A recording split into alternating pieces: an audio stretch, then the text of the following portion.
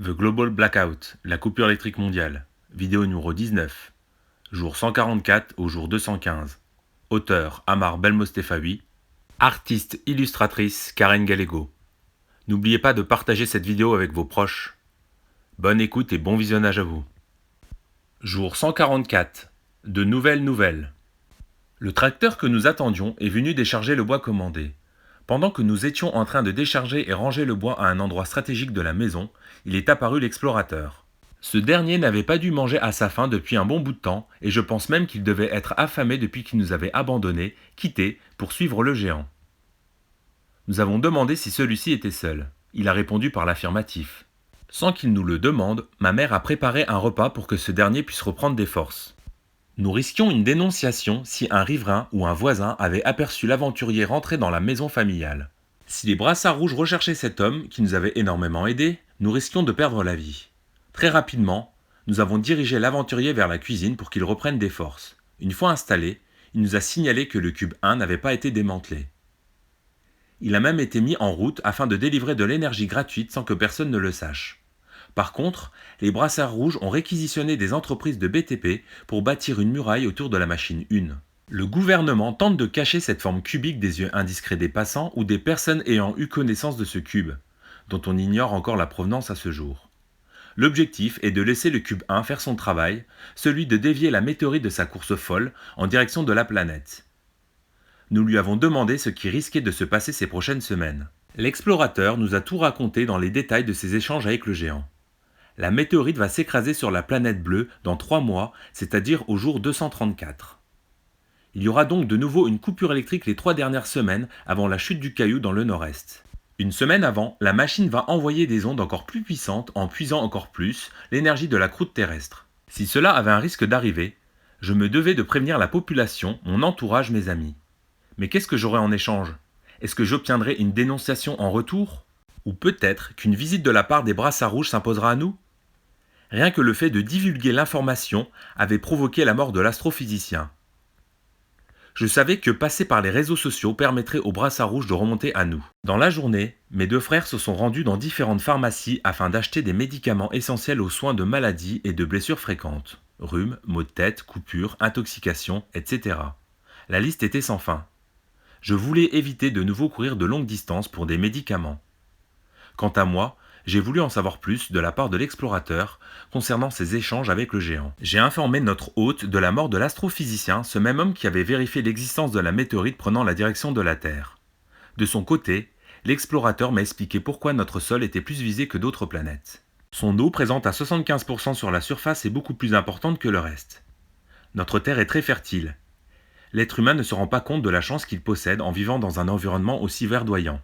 Les machines ont pour but de permettre à l'humain de vivre en harmonie avec son environnement sans le détruire. J'avais l'impression d'entendre le géant parler à sa place. Or, la première chose que les hommes ont fait, c'est de détruire les cubes. D'autres civilisations nous envient. L'aventurier avait-il eu un lavage de cerveau de la part du titan ?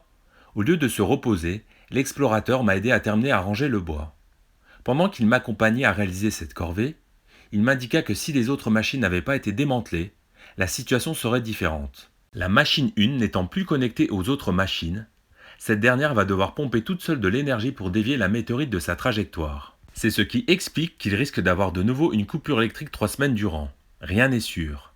Cette nouvelle coupure, qui touchera uniquement le nord-est du pays, risque de provoquer de nouvelles paniques et des situations de perte de contrôle. Un peu plus tard dans la journée, mes frères sont revenus. Nous avons pris soin de ranger les médicaments, achetés par leurs soins, dans un endroit à l'abri de l'humidité. À un moment, l'explorateur est venu nous chercher afin de nous faire part d'une information télévisée qui avait marqué son intérêt. Notre contact au Canada, la femme qui était ingénieure en informatique et qui avait réussi à rétablir la situation dans son pays en un temps record, était recherchée pour terrorisme. Cette femme qui avait trouvé une solution pour rétablir la paix et le calme sur son territoire était maintenant poursuivie comme une fugitive à abattre. Elle qui était parvenue à redonner de l'électricité à la population était maintenant considérée comme une criminelle. Cette information nous a laissés sans voix, elle nous a refroidis. Nous étions encore plus dans la crainte que les brassards rouges remontent jusqu'à nous et à notre contact téléphonique entre nous et cette femme ingénieure.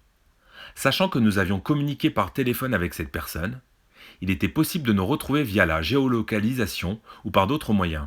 Heureusement que nous avons eu le réflexe de détruire le téléphone de l'ingénieur, Monsieur D, ainsi que celui de l'explorateur.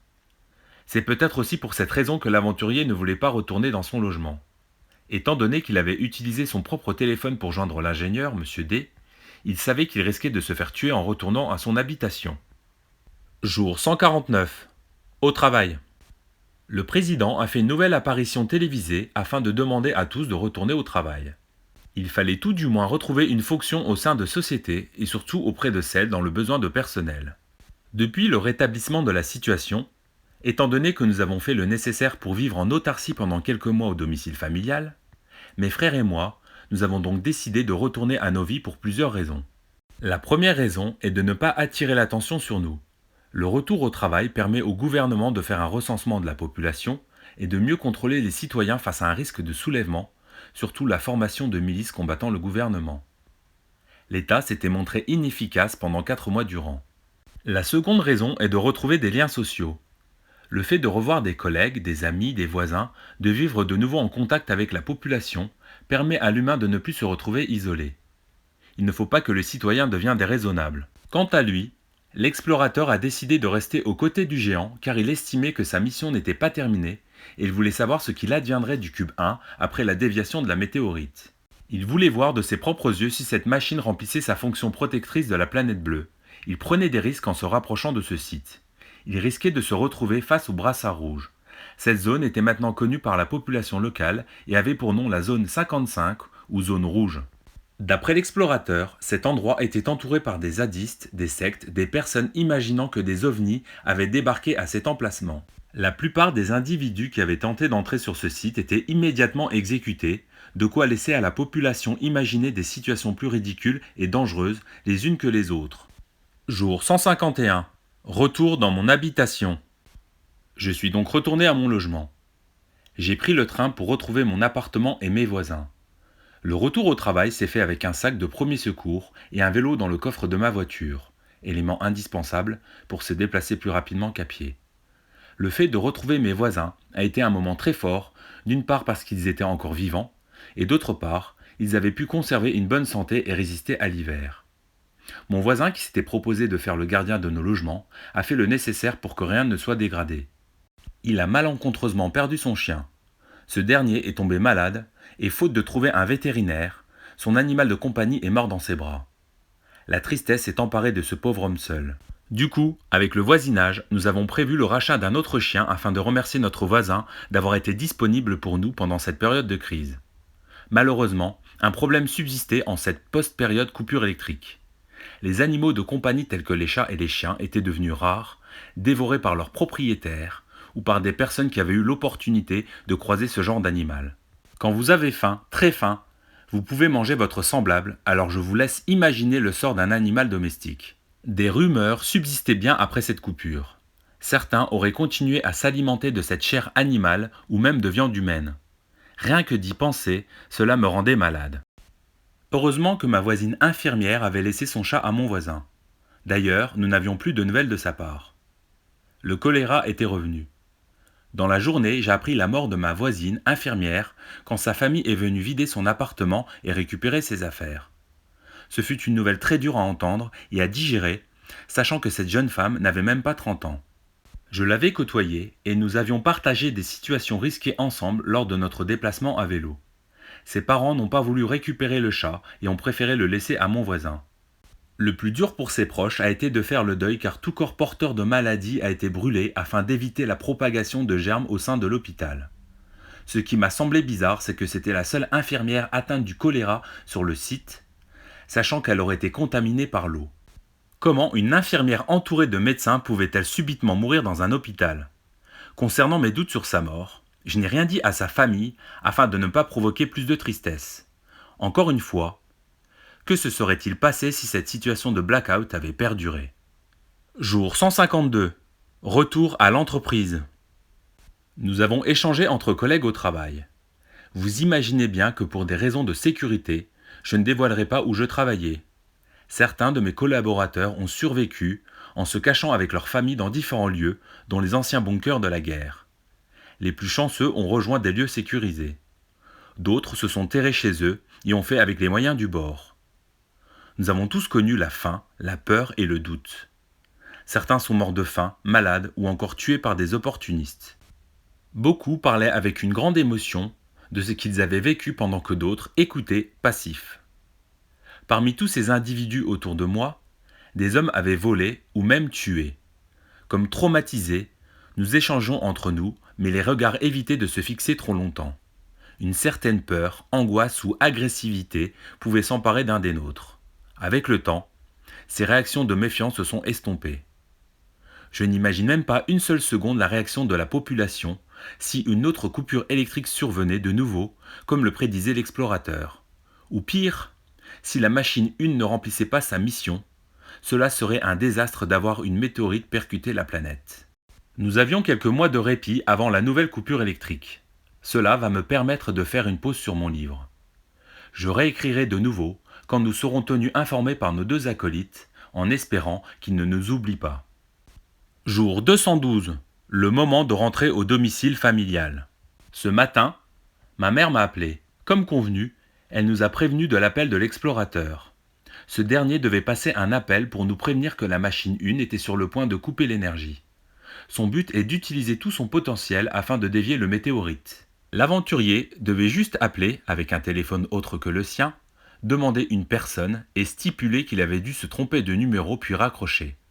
C'était le code établi pour prévenir ma mère. Quant à ma maman, pour nous informer de la situation, elle devait demander des nouvelles du chat.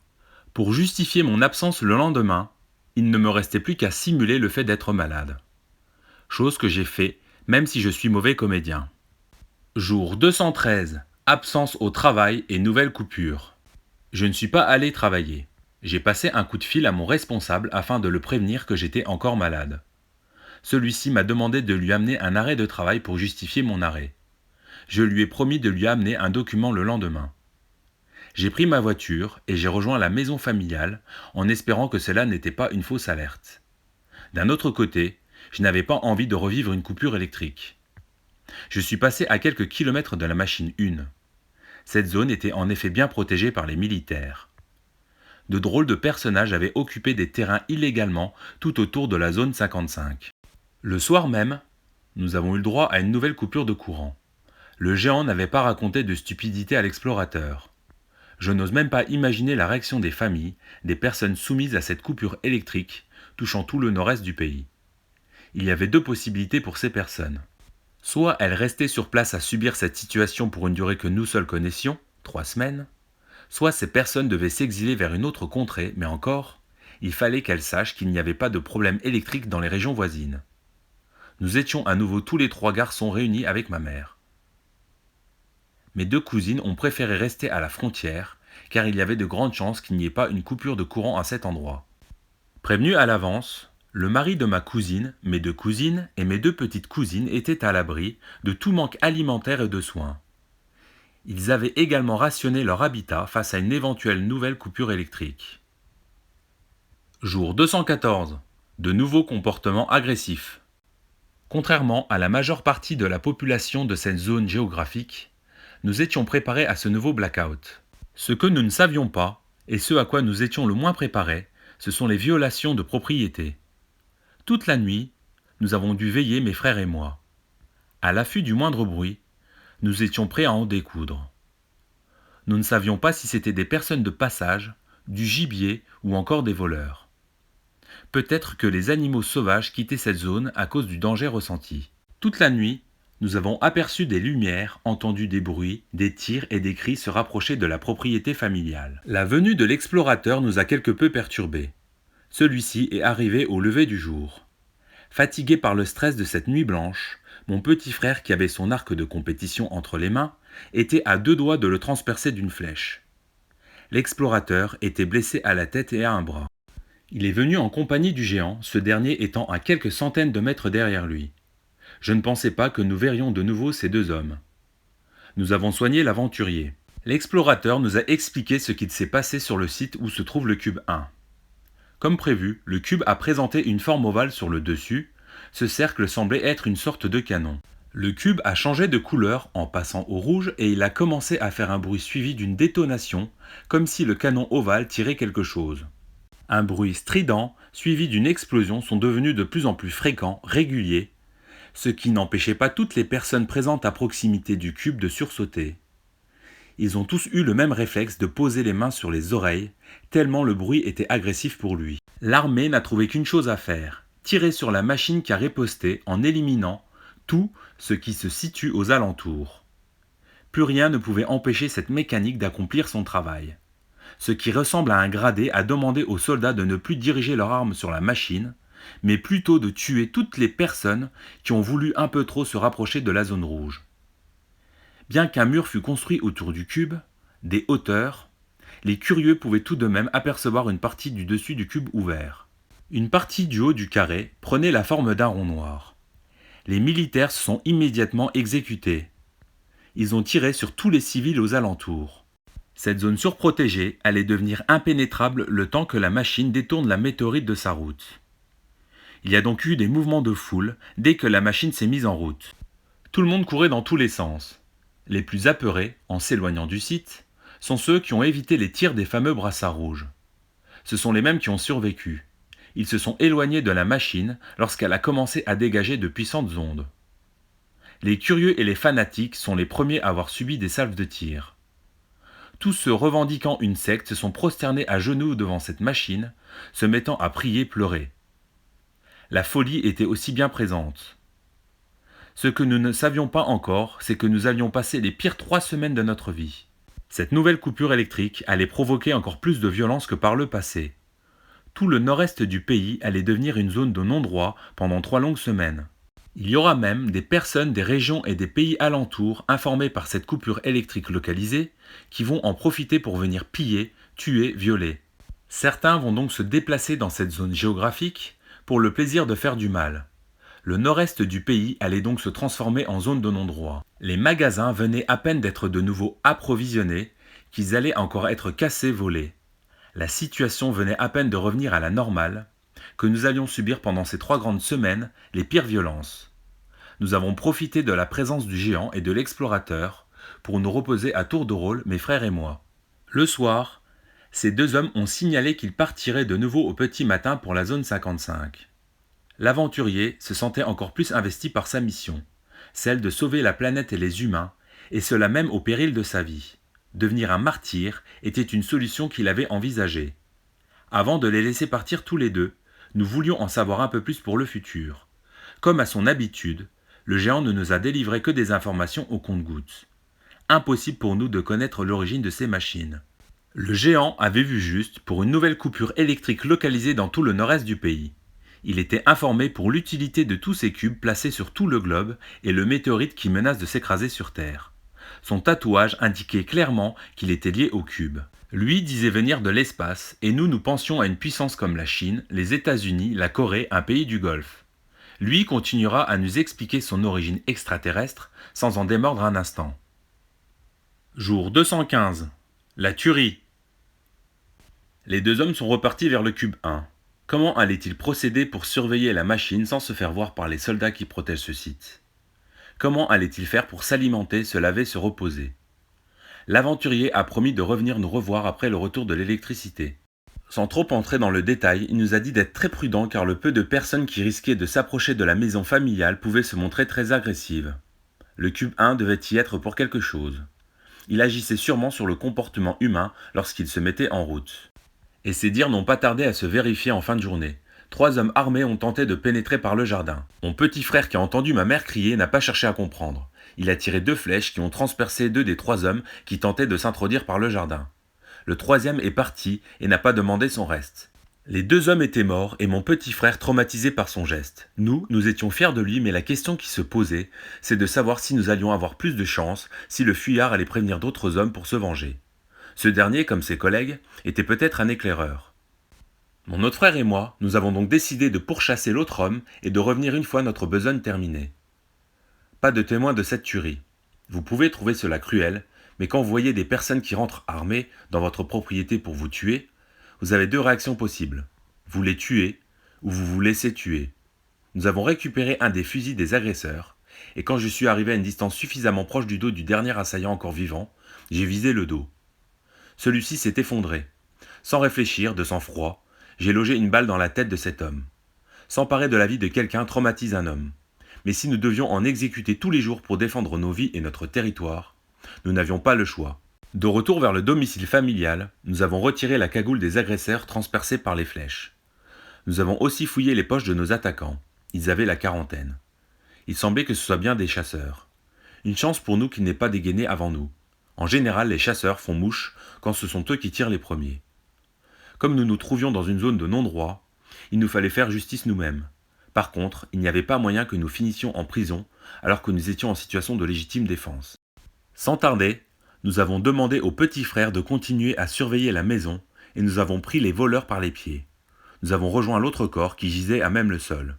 Mon frère est reparti chercher une pelle. Chacun à notre tour, nous avons creusé le plus profond possible.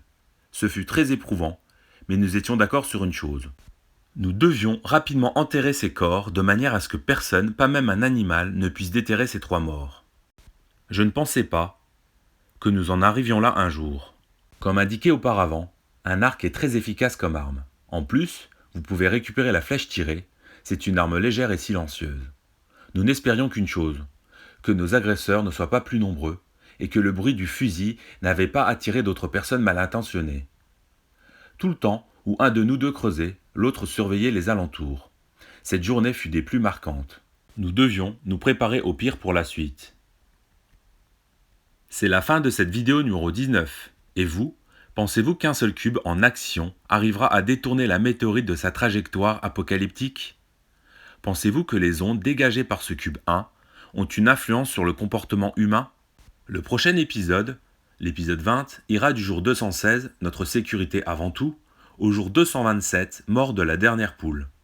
Merci pour votre participation active et votre intérêt pour ce livre audio illustré. Je vous dis à bientôt.